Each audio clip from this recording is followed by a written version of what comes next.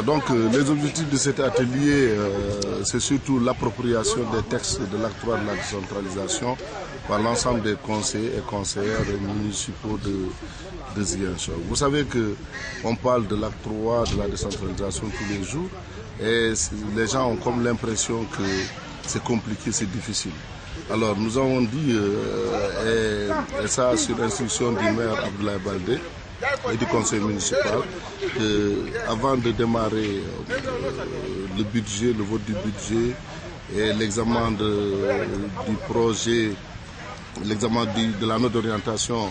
il faudrait que l'ensemble des conseillers et conseillères soient informés de ce qu'on a dit et ce qui est dans le contenu de l'acte 3 de la décentralisation. Donc l'objectif, c'est de permettre aux uns et aux autres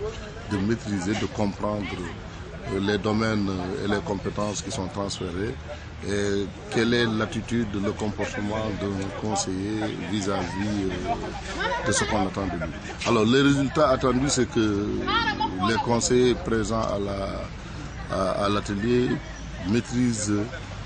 les contenus de l'acte 3 de la décentralisation et comprennent ce qu'on attend d'eux. Oui, justement, parce que souvent on reproche aux conseillers de ne pas avoir le niveau de compréhension et de ne pas être pertinent dans les débats. Nous avons dit qu'il faut donc leur donner le minimum d'acquisition pour qu'ils puissent être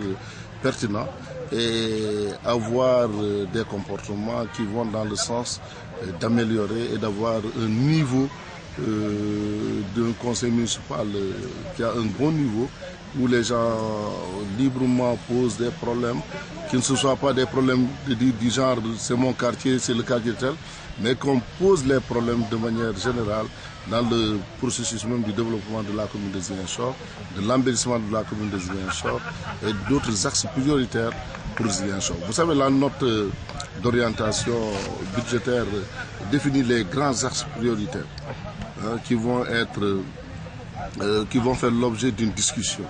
Il faudrait que d'abord les conseillers maîtrisent au niveau de la commune